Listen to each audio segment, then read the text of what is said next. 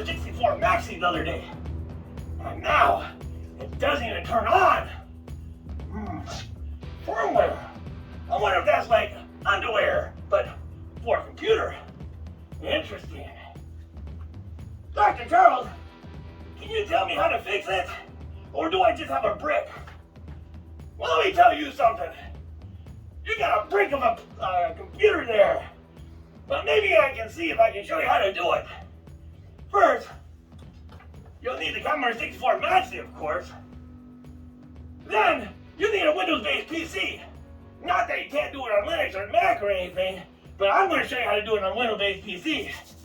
And then, you're going to need a USB-A to USB-A cable. That's going to be a hard one. It's a USB cable that has the same end, a square end on each side. And then, you're going to have a copy of the NAND file to put on your Commodore. I'm going to have to put a link to that in the description below. You're also going to need a copy of the FEL Resource Boot software. I'll have to put that in the description below. And then the USB drivers, I'm going to put that on there. It's from something called ZAG. I can't pronounce it, but I'll put it up there. And then we're going to need a Windows Disk Imager. I'll have to put that in the description below. Everything's in the description below. But we'll get this done. Let's start this off here. First, we're going to take your computer. And then we're going to have to take the screws off the back. There's 3 screws here. And open it up. Why don't you get a better look? Once you open it up, look at that little tiny motherboard in there. Let's unscrew it. You don't have to unscrew it, but I'm going to unscrew it to show you what we have to do.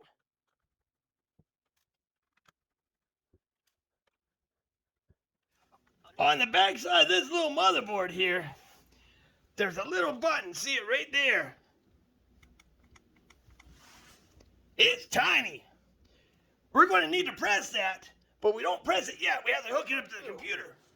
We're going to take our USB-A cable to A,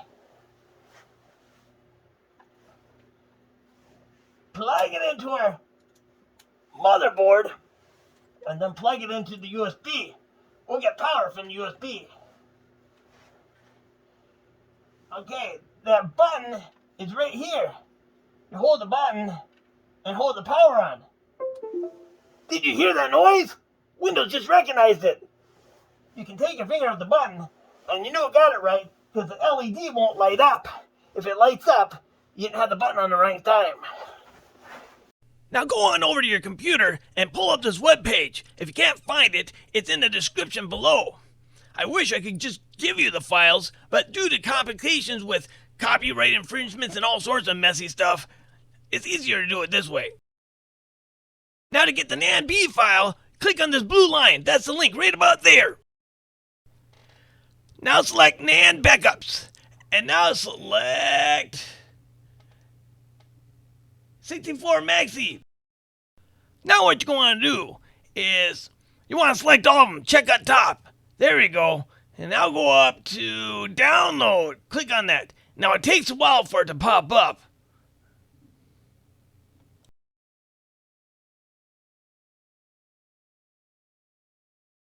Now once the download is complete, I want you to click on the folder, that little picture up there. Because the file that we downloaded is in a zip folder, we have to take it out of the folder. Hold the right button down on your mouse and drag a box over. That way we select them and hit copy. Now I'm going to minimize all these windows. Get out of my way. Out of my way, Windows. There. Now that we have an empty desktop, let's make a new folder. New folder. Yeah. Well, we'll call it,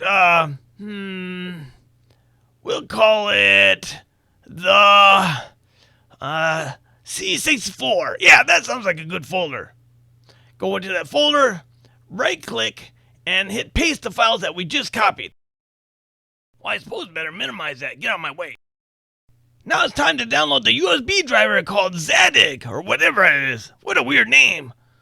Well, I can't run it without USB drivers. Let's go down to, how about where it says 2.8? Yeah, I'm going to download that one. And when it comes up, oh, I have to watch the advertisement. It takes forever. Come on. Exit out. Oh, there it is. It's coming. It's coming. Oh, it's coming. Now I'm going to do the same I did before. Click on the folder. I'm going to right click and hit copy just that one file. I'm going to close up everything. Let's go. Close. Go to my file I made and put it all in the same folder. Yeah, how's that? Same again here. We're going to download that FEL Rescue Boot software. Download. Hit downloads. Clicking on the folder. Right click on the file. Copy. Close everything up. Close. Out of my way. Close. Go to the folder and put it in there. Yep. Only one more file to go. Windows Imager. Let's click here. Go to download. Gotta wait. Well, oh, is it starting yet? It takes forever. Oh, there it goes. Now hit the folder on top and do the same thing. Copy. Right click. Copy. Close everything. Close. Gotta close. Go to my folder. Right click. Paste. There. All my files are in this one folder now. Now let's get to work. Now let's go up to the folder that we made and click on Zagdig or whatever that name is. And ask, do I want to update? No, I don't need an update. Not now. Interesting, it found an unknown device. That's probably our Commodore.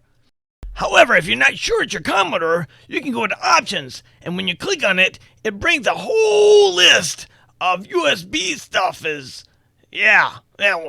a lot of USBs. You just gotta make sure the one that you got is you, or something like that. Well, anywho, choose your driver, but don't blame me if you pick the wrong one and mess something up. When you click install, what it's going to do is it's going to give software to your computer to be able to communicate to your Commodore 64 Maxi. We're not out of the water yet, though. No. Well, they might be able to communicate, but we still need to install software that tells what the Commodore 64 is. Yeah, didn't know that, did ya? Is that bar done yet? Well, there, finally. I even had to speed up the video. The next thing here, we'll go back to our folder, and we'll go to the Windows folder, and then we go to boot. We open that up. Double click. Don't run. No, more information. Run anyway, what the heck? We always like to run these things. Oh, so now what it's doing, and it might take it a while, it's installing software that will allow you to access the Commodore through the drives, so you can write software to it. That's what I'm saying.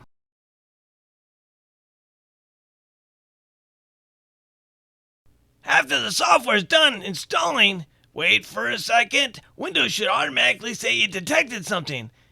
Format. No, don't format. Hit cancel. Yes. And cancel again. Cancel.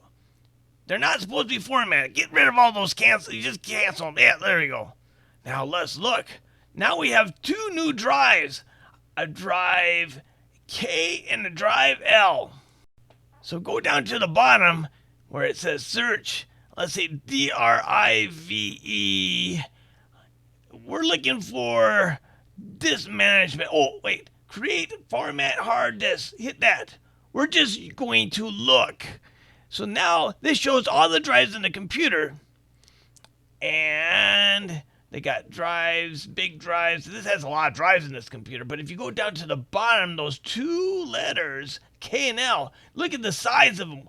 K drive is 16 megabytes and L drive is 188 megabytes. You better write this down because you're going to need to know which drive is which.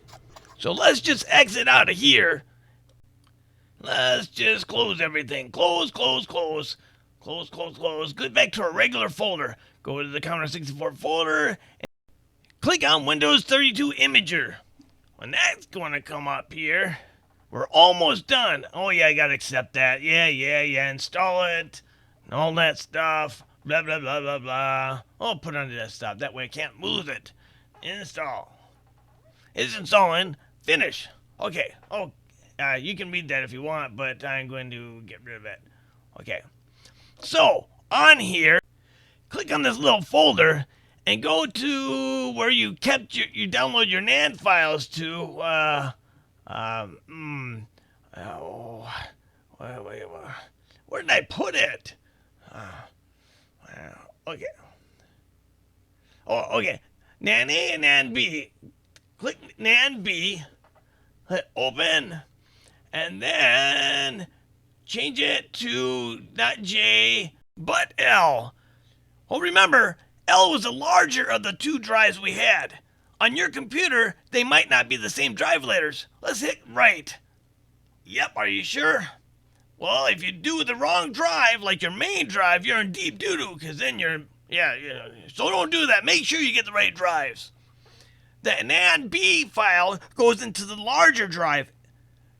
The NAND A file would go into the smaller drive. Just remember that.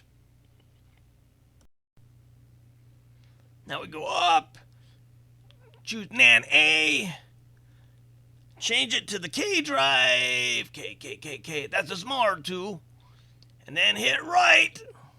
I hope I did this right, otherwise you'd be watching someone else's video, not mine. Now that's it, guys, close everything up. We can boot our Commodore now. It's gonna be good, or not. Alright, thanks for watching.